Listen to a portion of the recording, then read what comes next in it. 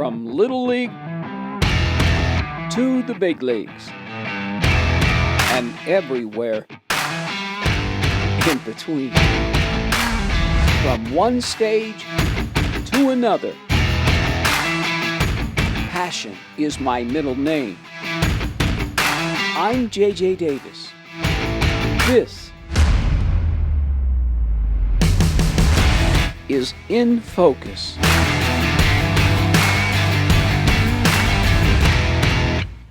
This guy is a bad... Oh, no. And he plays football, too. Of course, I'm talking about old number 42 of the Huskers, the starting strong side linebacker for the 1970 Nebraska Football National Championship team, as well as a member of the Husker Football Hall of Fame, class of '87. It is my honor and privilege to bring to you, they broke the mold when they made this guy, Jerry Murtaugh. Oh, boy, you're good. You can throw it. I like it. But it seems like that was 100 years ago. About 60. Good memories. 55, That's somewhere right. in there. Good memories. I can't remember that far back. Yeah. All right, well, can you remember this? You were one of 10 kids? 10 kids? 5 boys, 5 girls. Where were you? 1/3 from the oldest. Yep. So how tough was that? One of 10 kids. It wasn't tough other than my big sister. She knew how to fight, and she used to slap the crap out of us if we didn't do what she wanted. So that's where you got that toughness from. Oh, yes. My older sister, Nancy, she could throw the hands at you. So what kind of kid were you growing up in Omaha? Quiet. You? I was very quiet. I had a problem. I didn't go with the flow every time, even young. Dad said I was stubborn, and I was going to do it my way, which most of the time was wrong. But Jerry, that's the way we all were growing up. Now, you do it your way at Omaha North High School, right? What do you mean do it my way? And you played football, you wrestled, you were a state champion, and you played baseball. What weight in wrestling? Let's see. Every year I went up because I was getting... I wrestled too, I know. Oh, did you? Great. I was a 100-pounder because nobody else weighed 100 pounds. Okay. We had 99, but I started at 133, 138, 154, 165, and 180. And you won the state championship. Yeah, only once. Doesn't matter. Yeah, I should have had 2, but I choked. What was the guy's name who beat you? M6 Isn't that funny? Bishop Ryan. We always remember the defeat, right, Jerry? Yep. All right. So I beat him 4 times in a row during the year, and he beats me in the finals. you know what? I hate to say it, but that's how it works. Oh, Lord. Look, and you still remember. Oh, I always will remember. Then, football, baby. Yeah. You were recruited by what? Notre Dame, SC, Oklahoma, and you almost went to... Oklahoma. I mean, they convinced me. I was almost on the dotted line. So what happened? Devaney. Okie, at those days, they offered me car, clothes, money, plane trips for my parents for every home game. Wait a minute. You. Doesn't the NCAA have something to say about this? Not if they don't know. Okay. We did a lot of things back there. That's right. So what do? I'm going because they wanted me to wrestle and play football. Here comes Devaney, and I'll never forget this. He says, Jerry, I know that Oklahoma's offered you things. Right. And I'm just sitting there, and I'm an 18-year-old kid with my dad. Right. And Jerry, think about it. If you have aspirations of playing college football and you get caught taking freebies, you'll never play college. If you have aspirations to play pro, let me finish. Jeez. Hey, guy. That'll never happen because they'll kick you out of school. Right. But you come to Nebraska. So I go to Nebraska. I didn't get a dime, but I saw guys driving new cars, money up the wazoo, beautiful clothes, and I'm going, boy, did I get suckered. Holy crap. That's the way it was. That's the way it was. So now it's my understanding that if you got a penny for every step you ran at Memorial Stadium, Oh, boy. you'd be a rich guy. I would probably be very wealthy because if it wasn't my mouth, get me in trouble with the coaches. I did a little extra, the whistle hadn't blown yet because I have bad hearing. So I go, oops, sorry, stuff like that. But we had fun. Well, your freshman year, you couldn't play varsity. So you guys go 4-0. The team goes 6-4. The Huskers go 6-4 in 68, and then 9-2 in 69. Your junior year, you're playing against old Steve Owens, who wins the Heisman Trophy that year. Yes, and the season before, he runs all over you. And he's always saying, Jerry, you okay, Jerry? Oh, he you okay, did. Jerry? So in 69, the Huskers hold the OU running back to 52 yards. What'd you say to him? I hit him one time that I knocked him backwards, and I'm laying on top of him, and I'm looking at him, and I said, how's your day going, Stevie? And he got mad, he just threw me off him. And I'm going, gee, that's how big and strong he is. Right. And but the one thing about Owens, he didn't say much. He just did it. I mean, the man's 6'2", probably weighed 230 to 240, and he could run, and he was something else. I still have his cleat marks on my chest. But he did say to you, I deserved it after you were talking. He didn't say much, but that year, he had, if I'm right, he had 13 100-yard games in a row. And we stopped him to 50-some. We beat the crap out of him that day because in 69, we were coming together as a great football team. And I could see it. Sophomore year, we sucked. We didn't have much talent. Junior year, it was developing. Senior year, I got in trouble. And as usual, I had Someone my else mouth. is new. Yeah, Someone else there is was nothing new. So in 70, the team goes 11-0-1. You win the 71 Orange Bowl. You beat LSU to win the national title. Right. What does that mean and still mean to this day to Jerry Murtaugh? It doesn't mean so much to me. It means so much to the fans. Yes, you talked about that. Hey, if it wasn't for the fans, we don't play football. Right. So the fans are the ones that make this go. Right. And like I said, I was always shy until a little bit later. And, I blossomed. Well, so what happens in the NFL? You blow out in your knee 2 years in a row with the Patriots? Is that what it was? Yeah. First year, I blew it out in the second exhibition game. I blew the knee out. They cut on me. The funny thing about that, too, there was a middle linebacker named Jim Shiansky. He was the starting middle. When I got there, I was 12th on the depth chart at middle linebacker. And you go, what? I thought I was better than this. Then every day, little by little, they'd cut somebody, and I'd move up. They'd cut somebody. So I'm running second team, and I get hurt.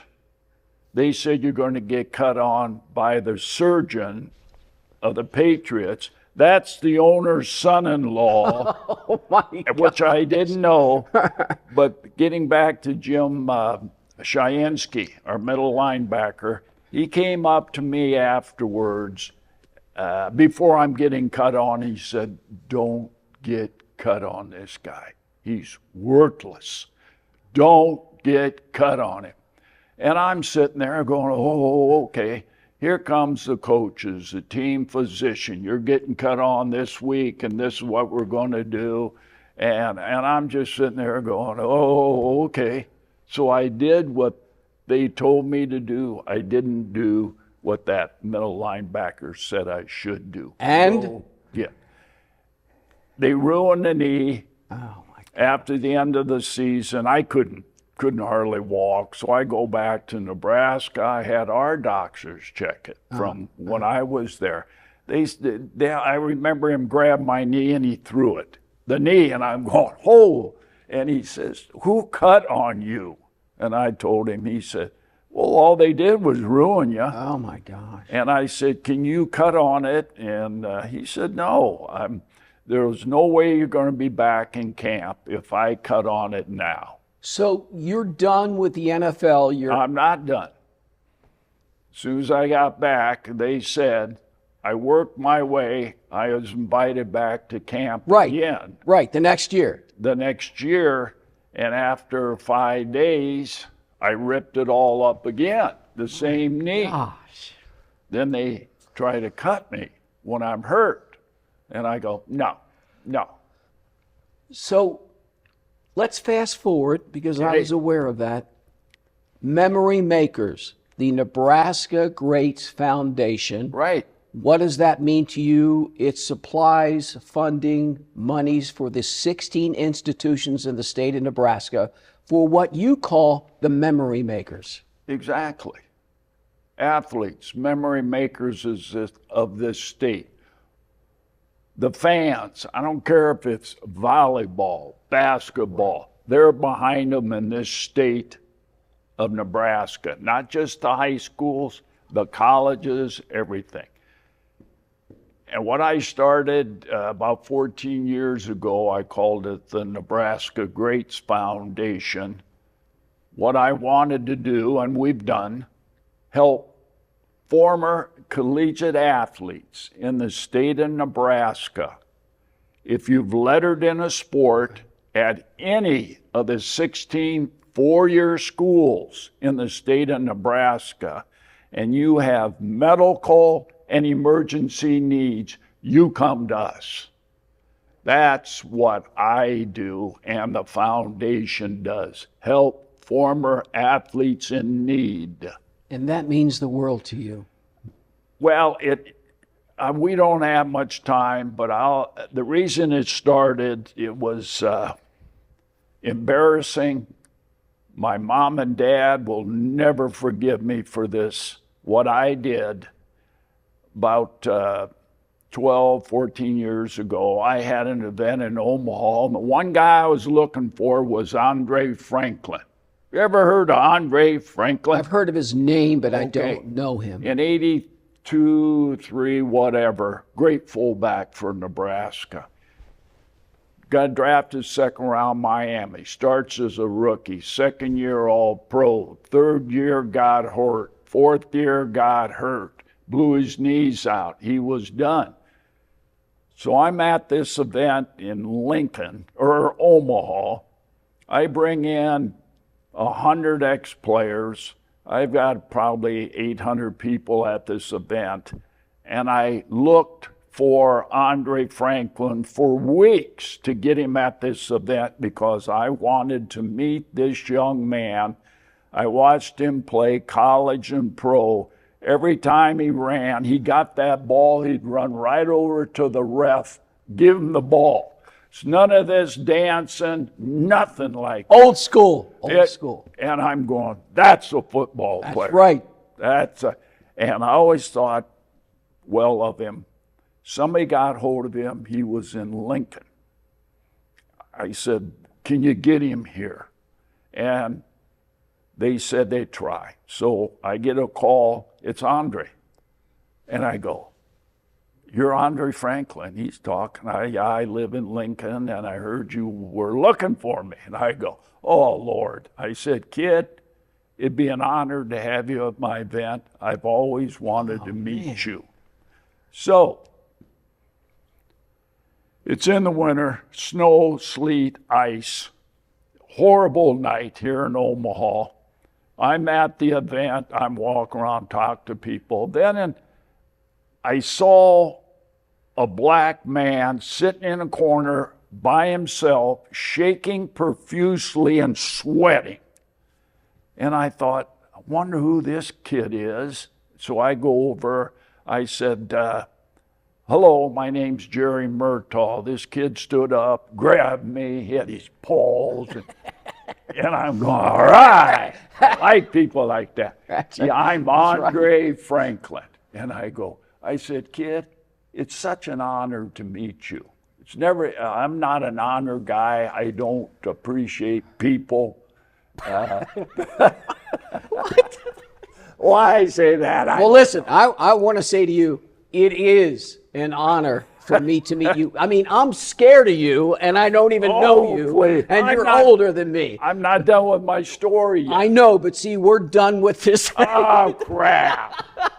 Listen, Shit. I Shoot. Oh, that's right. You said you were. I want to thank you from the bottom of my heart for being on the show, Jerry. You're a legend. You're a legend. And we just hope that people got to know Jerry a little bit more from outside the helmet. Coming up next, all the world is a stage, not just for this guy, but for another guy that I know, right after the break. Thank you. You are wonderful, Jerry. Yeah. I could have had...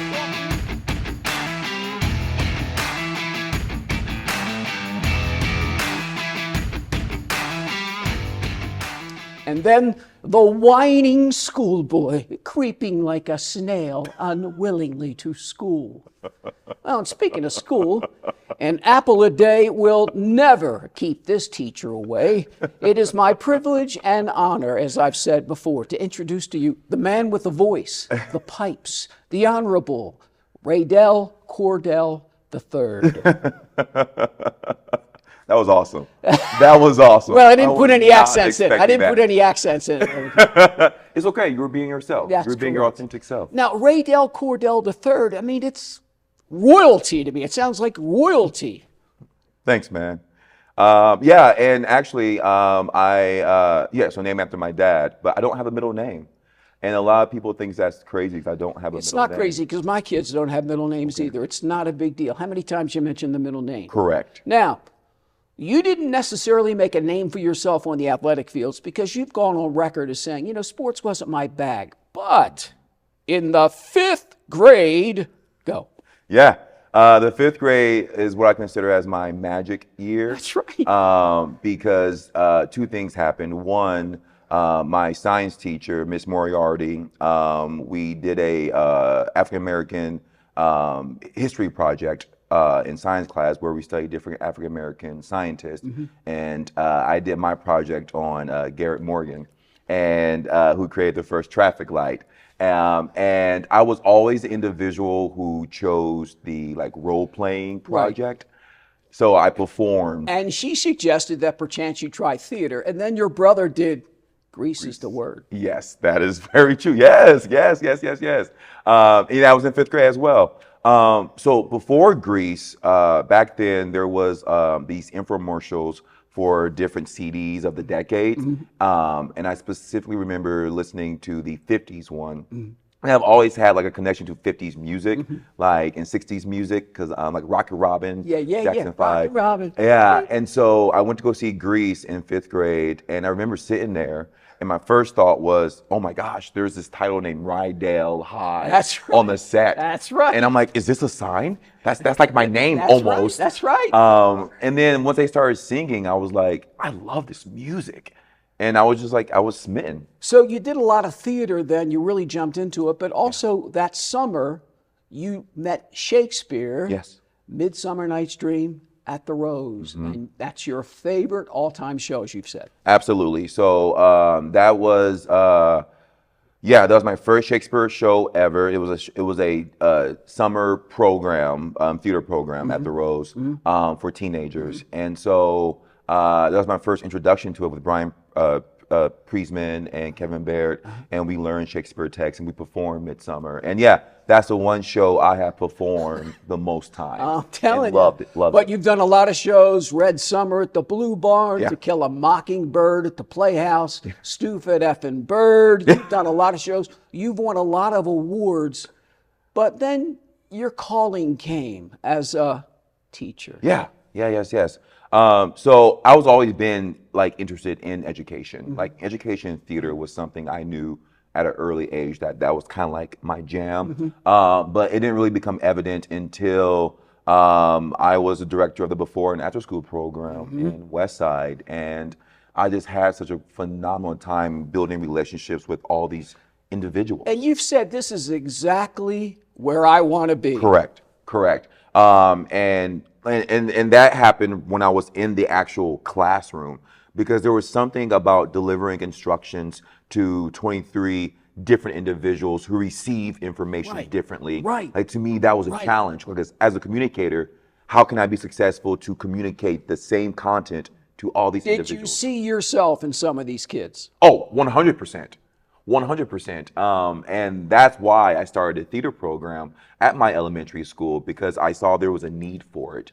Because, you know, as a theater kid, like, I know my kind, right? It's that squirrely, it's that weird, quirky, think outside the box, Well, you know? Raydell, I wouldn't put him in a box like that, but I get you. Right. And, you know, and I loved how you have a strong sports background, you know, because, again, that's not my bag.